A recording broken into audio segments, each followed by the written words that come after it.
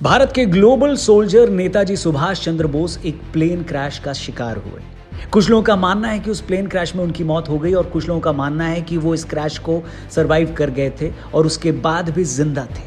हम इन दोनों में से किसी थ्योरी पर डिस्कशन नहीं करेंगे क्योंकि हमारा मानना यह है कि सुभाष चंद्र बोस जैसा, नेताजी जैसा एक आइकन किसी एक्सीडेंट में खत्म हो ही नहीं सकता। सुभाष चंद्र बोस एक व्यक्ति का या एक शरीर का नाम नहीं है, वो नाम है 3 क्वालिटीज के एक ऐसे कॉम्बिनेशन का जो उनको बनाती है इमॉर्टल। बताते हैं आपको वो कौन सी 3 क्वालिटीज हैं जो नेताजी को अमर बनाती हैं और जिनकी वजह से हम ये कह सकते हैं कि नेताजी आज भी जिंदा है। ये वीडियो अगर आपको पसंद आए तो इसे अपने दोस्तों से जरूर शेयर करिए। पहली चीज, उनका स्ट्रैटेजिक इंटेलिजेंस। नेताजी एक बहुत ही इंटेलिजेंट वॉरियर थे। उन्होंने कभी भी अपनी लड़ाई को सिर्फ जोश की लड़ाई नहीं बनाया।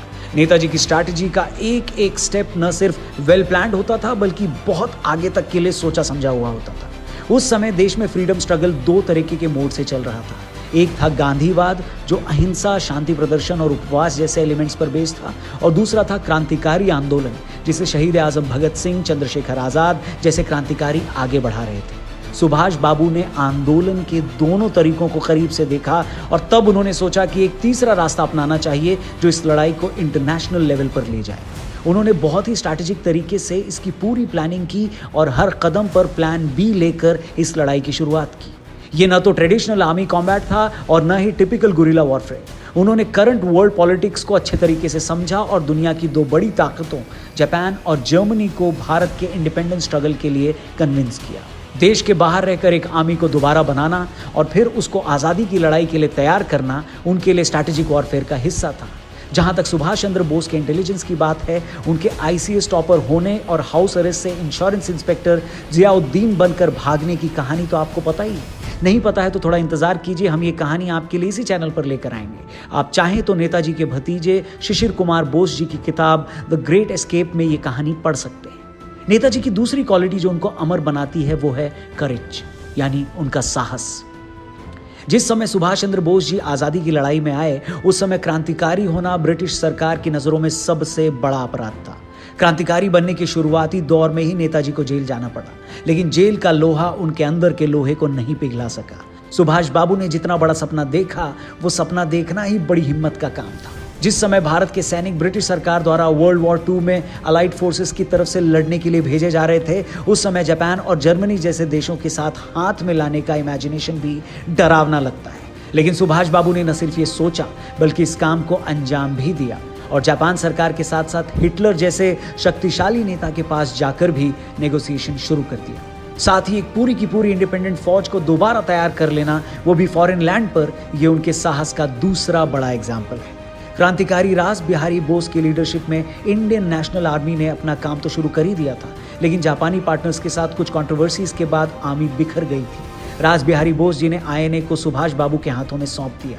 नई लीडरशिप में आईएनए न सिर्फ दोबारा बनकर तैयार हो गई बल्कि उसने नॉर्थ ईस्ट इंडिया में अपनी लड़ाई को जोर शोर से शुरू भी कर दिया था। और तीसरी बात जो नेताजी को हमारे अंदर हमेशा जिंदा रखती है वो है उनकी लीडरशिप। नेताजी की लीडरशिप एबिलिटीज का इससे बड़ा एग्जाम्पल क्या हो सकता है कि पूरा देश ही उनको नेताजी के नाम से याद करता है। उनकी इंडियन नेशनल आर्मी में एक विमेन विंग था जिसका नाम था रानी लक्ष्मीबाई ब्रिगेड। इस ब्रिगेड की लीडर कैप्टन लक्ष्मी सहगल जी से जब एक इंटरव्यू में पूछा गया कि देश के बाहर विपरीत परिस्थितियों में इंडियन नेशनल आर्मी अपना काम कर रही थी, ऐसे में कोई बीमार पड़ जाता था तो कैसे मैनेज करते थे आप लोग, इसके जवाब में लक्ष्मी सहगल जी का जवाब था, नेताजी थे ना। उन्होंने आगे बताया कि हजारों की इस आर्मी में किसकी क्या प्रॉब्लम है नेताजी को सब पता होता था और नेताजी सबकी प्रॉब्लम्स को खुद अपनी निगरानी में सॉल्व करवाते थे। ये होती है लीडरशिप, वरना देश के बाहर रहकर 40,000 से अधिक लोगों को आवाज देकर उनको इतनी बड़ी लड़ाई के लिए इकट्ठा करना और तैयार करना तो सपने में भी नहीं सोचा जा सकता। नेताजी ने न सिर्फ आजाद भारत का सपना देखा बल्कि लाखों लोगों को यह सपना दिखाया और इस सपने में विश्वास करना सिखाया। इसके लिए जिस लेवल की लीडरशिप की जरूरत थी वो नेताजी में थी। नेताजी के भाषण, उनकी बातें ऐसी थी जिससे सुनने वालों की नसों में उबाल आ जाता था।